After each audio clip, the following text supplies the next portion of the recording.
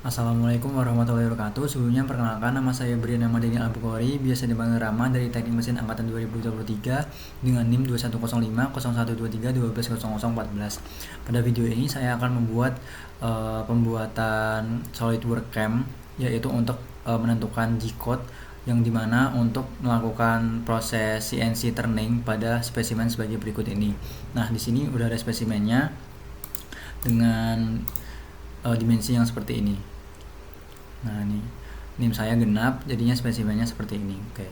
Lalu kita akan melakukan proses SolidWorks Cam-nya. Sebelum itu kita, karena di sini belum ada SolidWorks Cam, kita bisa menambahkan melalui sini add-in.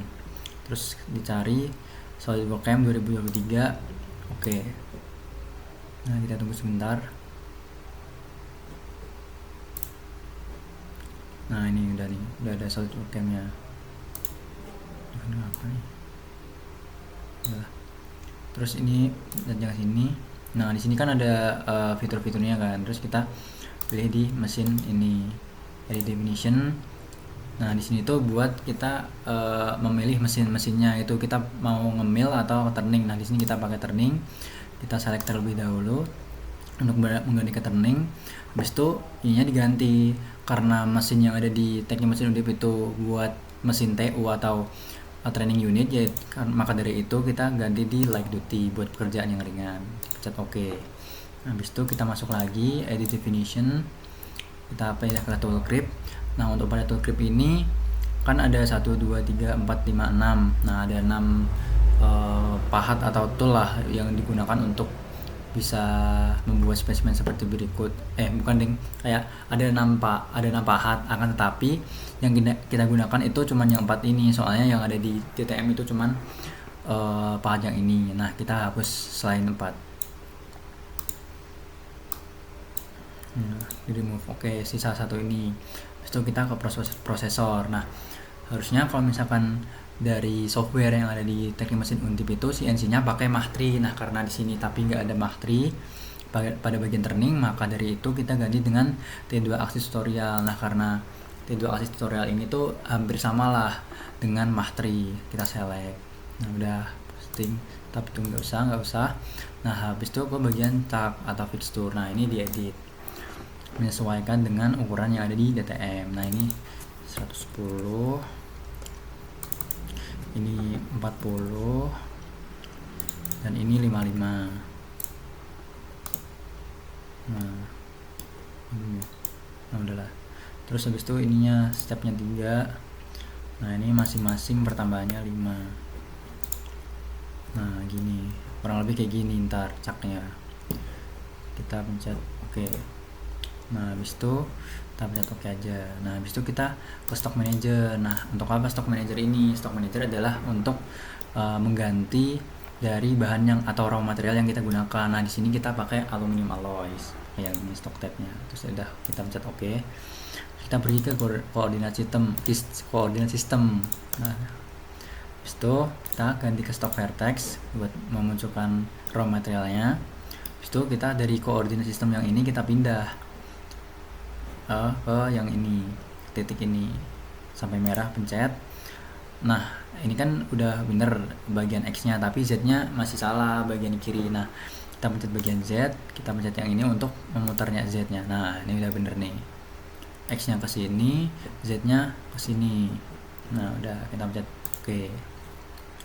Oke, habis itu kita setelah semua ini kita bisa ekstrak machinable features, pencet.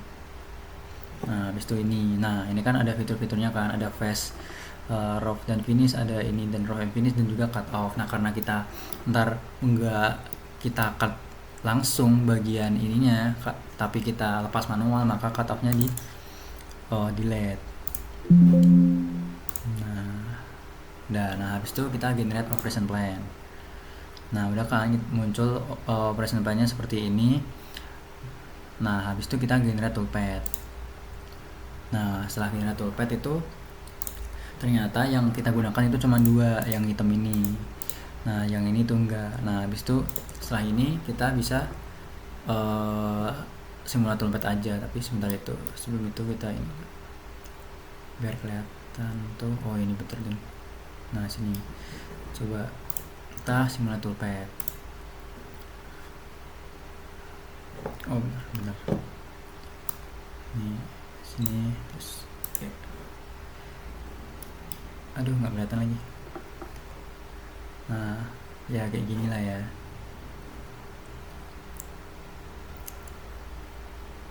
Nah dimakan-makan.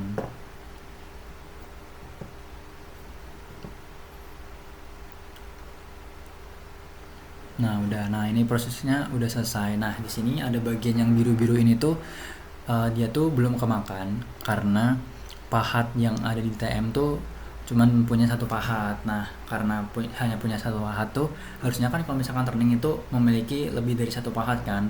Mungkin untuk proses rohingnya, habis itu finishingnya, atau misalkan kayak pahat-pahat yang lebih kecil untuk dapat bisa menjangkau bagian-bagian yang masih biru ini. Nah karena dia cuman bisa pahat kita cuma ada satu dan nggak bisa diganti-ganti dengan yang lain, maka dari itu yang bagian biru ini oke, nggak apa-apa gitu. Oke, bisa dicek di sini juga. Nah bagian yang hijau ini yang udah komplit lah. Nah bagian yang ini kan belum kemakan kan tadi yang biru-biru ini. So, oke. Nah setelah itu kita bisa ngeproses G-code-nya dengan mencet plus proses. Nah terus bisa di download saja.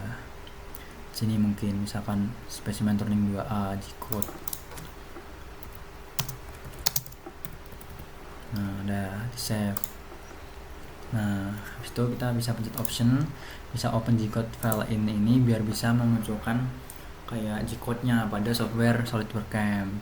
Nah setelah itu kita pencet play biar bisa ngeplay ininya G-code-nya. Nah udah, habis itu kita setelah ini selesai kita bisa pencet checklist.